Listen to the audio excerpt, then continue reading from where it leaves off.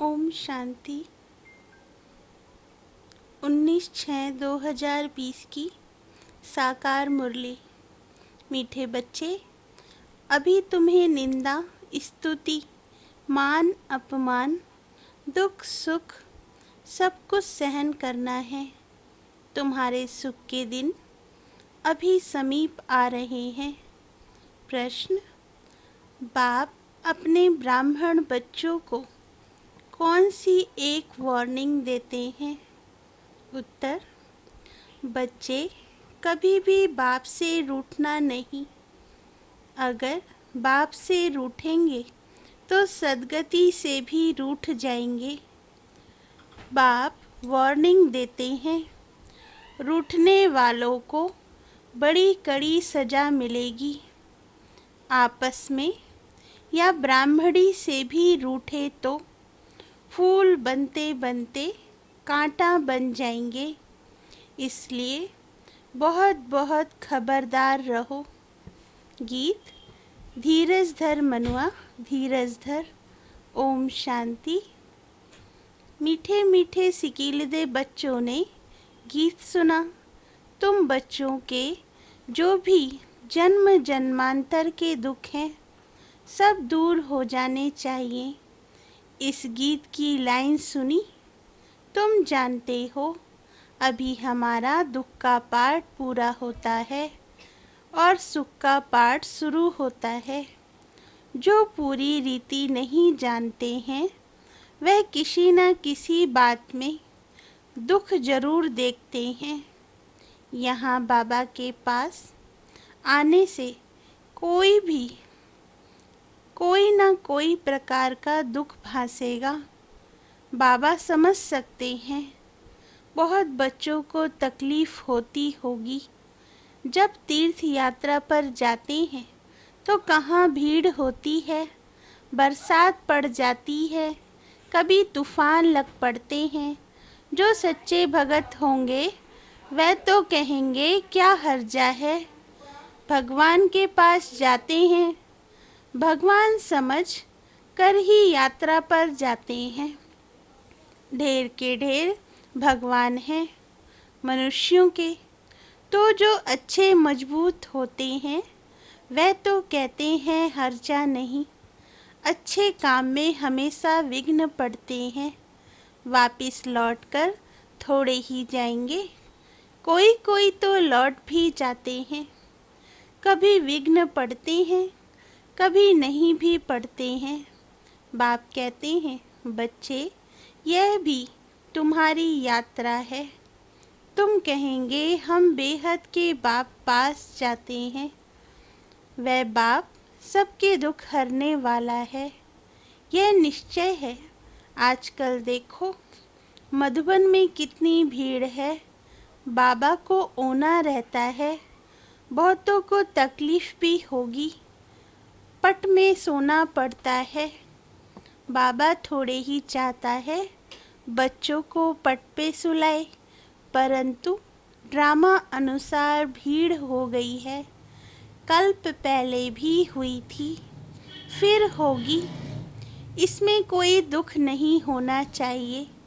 यह भी जानते हैं पढ़ने वाले कोई तो राजा बनेंगे, कोई फिर रंक भी बनेंगे। कोई का ऊंचा मर्तबा, कोई का कम, परंतु सुख जरूर होगा। यह भी बाबा जानते हैं। कोई बहुत कच्चे हैं जो कुछ भी सहन नहीं कर सकते। उन्हों को कुछ तकलीफ होगी, कहेंगे हम तो नाहिक आए, या कहेंगे हमको ब्राह्मणी जोर करके ले आई। ऐसे भी होंगे जो कहेंगे हमको ब्राह्मणी ने नाहिक फंसाया, पूरी पहचान नहीं की। विश्वविद्यालय में आए हैं। इस समय की पढ़ाई से कोई तो राव बनेंगे, कोई रंक भी बनने वाले हैं भविष्य में। यहाँ के रंक और राव में और वहाँ के रंक और राव में रात दिन का फर्क होता है। यहाँ के राव भी दुखी हैं तो रंक भी दुखी हैं, वहाँ दोनों सुखी रहते हैं। यहाँ तो है ही पतित विकारी दुनिया, भल किसके पास बहुत धन है। बाप समझाते हैं यह धन माल सब मिट्टी में मिल जाना है, यह शरीर भी खत्म हो जाएगा। आत्मा तो मिट्टी में नहीं मिलती। कितने बड़े बड़े साहूकार हैं बिड़ला जैसे, परंतु उनको क्या पता कि अब यह पुरानी दुनिया बदल रही है। मालूम होता तो फट से आ जाते, कहते यहाँ भगवान आया हुआ है। फिर भी जाएंगे कहाँ, सिवाय बाप के कोई को सद्गति मिल न सके। अगर कोई रूठ गया तो कहेंगे सद्गति से रूठ गया। ऐसे बहुत रूठते रहेंगे, गिरते रहेंगे। आश्चर्यवत सुनंती निश्चय होवंती, कोई तो समझते हैं बरोबर, इन बगैर कोई रास्ता है नहीं। इनसे तो सुख और शांति का वर्षा मिलेगा। इन बगैर सुख शांति मिलना असंभव है। जब धन बहुत हो तब तो सुख मिले, धन में ही सुख होता है ना। वहाँ मूल वतन में तो आत्माएं शांति में बैठी हैं। कोई कहे हमारा पाठ नहीं होता तो सदैव हम वहाँ रहते, परंतु ऐसे कहने से थोड़े ही होगा। बच्चों को समझाया गया है यह बना बनाया खेल है। बहुत हैं जो किसी न किसी संशय में आकर छोड़ जाते हैं, ब्राह्मणी से रूठ जाते हैं या आपस में रूठकर पढ़ाई छोड़ देते हैं। अभी तुम यहाँ फूल बनने के लिए आए हो, महसूस करते हो बरोबर हम कांटे से फूल बन रहे हैं। फूल जरूर बनना है। कोई को कुछ संशय है, फलाना यह करते हैं, यह ऐसे हैं, इसलिए हम नहीं आएंगे। बस रूठकर जाए घर में बैठ जाते हैं। बाप कहते हैं और सबसे तो भल रूठो, लेकिन एक बाप से कभी नहीं रूठना। बाबा वार्निंग देते हैं सजाएं बहुत कड़ी हैं। गर्भ में भी जो सजाएं मिलती हैं सब साक्षात्कार कराते हैं। बिगैर साक्षात्कार के सजा मिल नहीं सकती। यहाँ का भी साक्षात्कार होगा। तुमने पढ़ते पढ़ते आपस में लड़ झगड़ कर रूठ कर पढ़ाई छोड़ दी थी।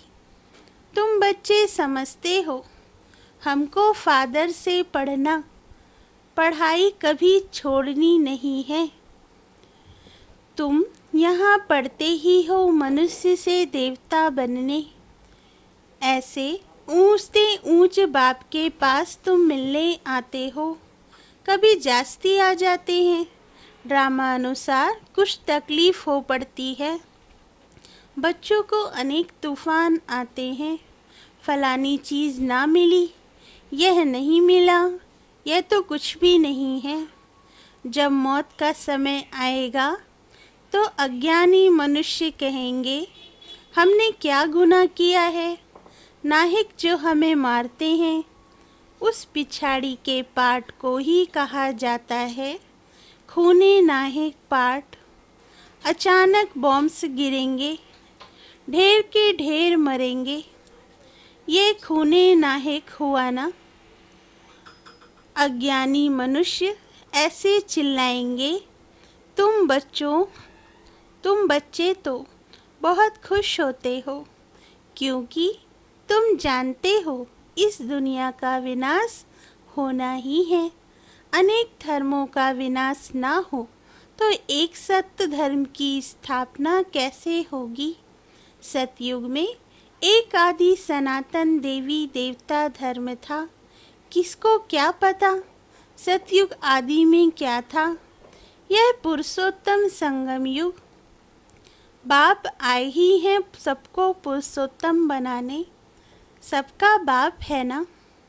ड्रामा को तो तुम तुम जान गए हो, सब तो सतयुग में नहीं जाएंगे।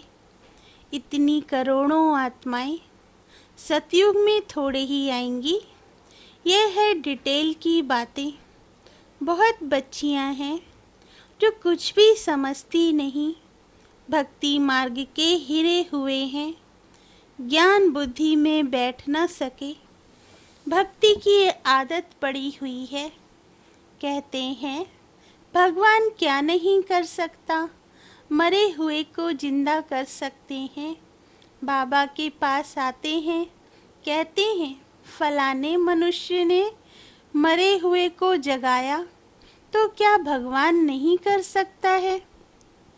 कोई ने अच्छा काम किया तो बस उसकी महिमा करने लग पड़ते हैं, फिर उनके हजारों फॉलोअर्स बन जाएंगे। तुम्हारे पास तो बहुत थोड़े आते हैं, भगवान पढ़ाते हैं, फिर इतने थोड़े क्यों। ऐसे बहुत कहते हैं। अरे यहाँ तो मरना होता है, वहाँ तो कनरस है। बड़े भपके से बैठ गीता सुनाते हैं, भगत लोग सुनते हैं।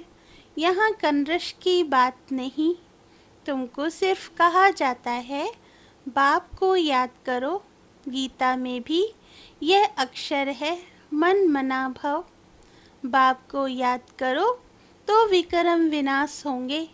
बाप कहते हैं अच्छा, ब्राह्मणी से व सेंटर से रूठ जाते हो।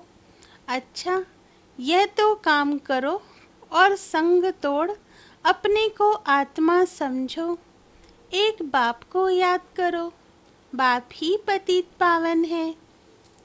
बस बाप को याद करते रहो, स्वदर्शन चक्र फिराते रहो। इतना याद किया तो भी स्वर्ग में जरूर आएंगे। स्वर्ग में ऊंच पद तो पुरुषार्थ के अनुसार ही मिलेगा।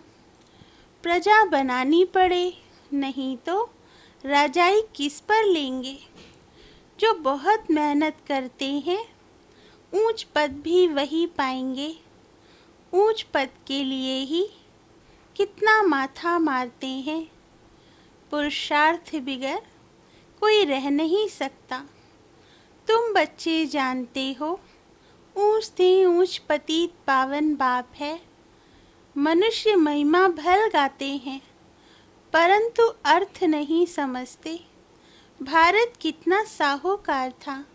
भारत है स्वर्ग, वंडर ऑफ वर्ल्ड। वे 7 वंडर्स माया के हैं। सारे ड्रामा में ऊंचते ऊंच है स्वर्ग, नीचते नीच है नर्क। अभी तुम बाप के पास आए हो, जानते हो मीठा बाबा इतना ऊंचते ऊंच ले जाते हैं, उनको कौन भूलेंगे। भल कहाँ भी बाहर जाओ, सिर्फ एक बात याद रखो, बाप को याद करो। बाप ही श्रीमत देते हैं। भगवानुवाच ना कि ब्रह्मा भगवानुवाच। बेहद का बाप बच्चों से पूछते हैं, बच्चे हम तुमको इतना साहूकार बनाकर गए, फिर तुम्हारी दुर्गति कैसे हुई। परंतु सुनते ऐसे हैं जैसे कुछ भी समझते नहीं। तो बच्चों को थोड़ी तकलीफ होती है, दुख सुख स्तुति निंदा भी सहन करना पड़ता है। यहाँ के मनुष्य देखो कैसे हैं। प्राइम मिनिस्टर को भी पत्थर मारने में देरी नहीं करते हैं।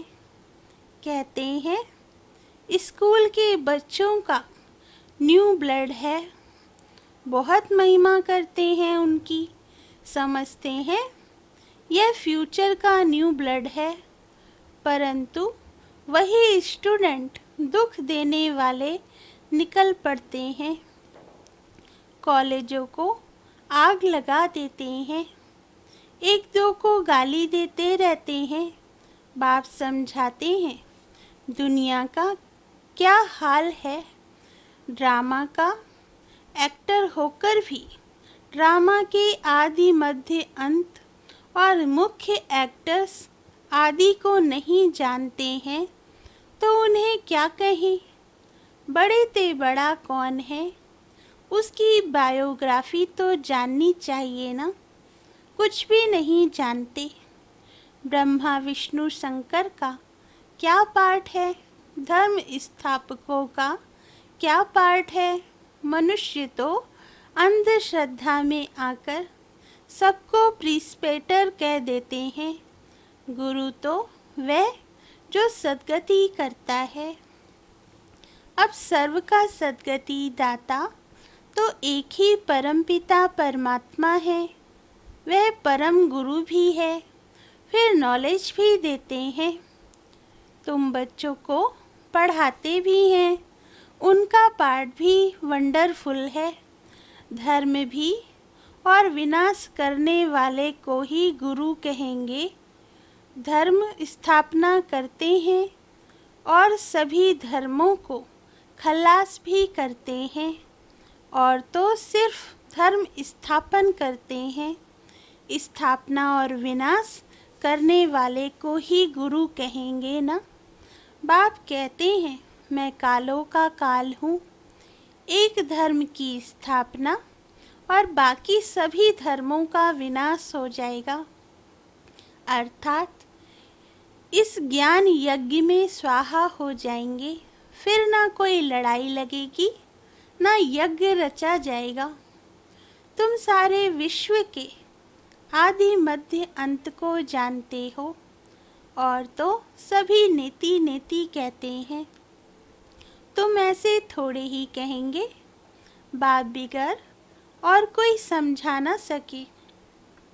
तो तुम बच्चों को बड़ी खुशी होनी चाहिए, परंतु माया का सामना ऐसे होता है जो याद ही मिटा देती है।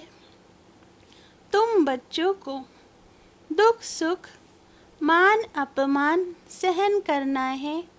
यूं तो यहाँ कोई अपमान किया नहीं जाता। अगर कोई भी बात है तो बाप को रिपोर्ट करनी चाहिए।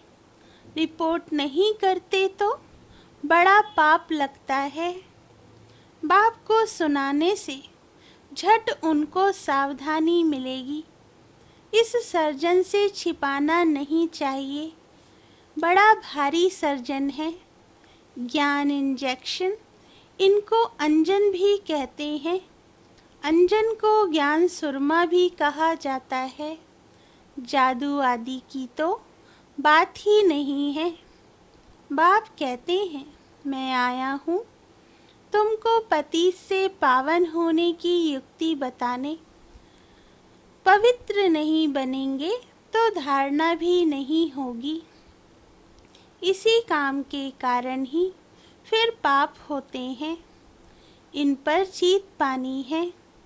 खुद ही विकार में जाता होगा तो दूसरे कोई को कह नहीं सकेंगे, वह तो महापाप हो जाए। बाप कहानी भी सुनाते हैं। पंडित ने कहा राम राम कहने से सागर पार हो जाएंगे। मनुष्य समझते हैं पानी का सागर, जैसे आकाश का अंत नहीं वैसे सागर का भी अंत नहीं पा सकते। ब्रह्म महतत्व का भी अंत नहीं। यहाँ मनुष्य अंत पाने का पुरुषार्थ करते हैं, वहाँ कोई पुरुषार्थ नहीं करते। यहाँ कितना भी दूर जाते हैं फिर लौट आते हैं। पेट्रोल ही नहीं होगा तो आएंगे कैसे। यह है साइंस वालों का अति अहंकार, उससे विनाश कर देते हैं।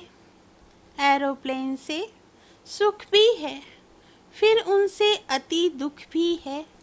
अच्छा, मीठे मीठे सिकीलदे बच्चों प्रति माता पिता बाप दादा का याद प्यार और गुड मॉर्निंग। रूहानी बाप की रूहानी बच्चों को नमस्ते। धारणा के लिए मुख्य सार। पहला पॉइंट, किसी भी कारण से पढ़ाई नहीं छोड़नी है। सजाएं बहुत कड़ी हैं, उनसे बचने के लिए और सब संग तोड़ एक बाप को याद करना है, रूठना नहीं है। दूसरा पॉइंट, ज्ञान इंजेक्शन व अंजन देने वाला एक बाप है। उस अविनाशी सर्जन से कोई बात छिपानी नहीं है। बाप को सुनाने से झट सावधानी मिल जाएगी। वरदान, हरेक की विशेषता को स्मृति में रखते हुए फेथफुल बन एकमत संगठन बनाने वाले सर्व के शुभ चिंतक भव। हरेक की विशेषता को स्मृति में रखते हुए फेथफुल बन एकमत संगठन बनाने वाले सर्व के शुभ चिंतक भव। वरदान का सार, ड्रामा अनुसार हर एक को कोई ना कोई विशेषता अवश्य प्राप्त है। उस विशेषता को कार्य में लगाओ तथा औरों की विशेषता को देखो। एक दो में फेथफुल रहो तो उनकी बातों का भाव बदल जाएगा। जब हर एक की विशेषता को देखेंगे तो अनेक होते भी एक दिखाई देंगे। एक मत संगठन हो जाएगा। कोई किसके ग्लानि की बात सुनाए तो उसे ठेका देने के बजाय सुनाने वाले का रूप परिवर्तन कर दो, तब कहेंगे शुभ चिंतक। स्लोगन, श्रेष्ठ संकल्प का खजाना ही श्रेष्ठ प्रारब्ध व ब्राह्मण जीवन का आधार है। अच्छा, ओम शांति।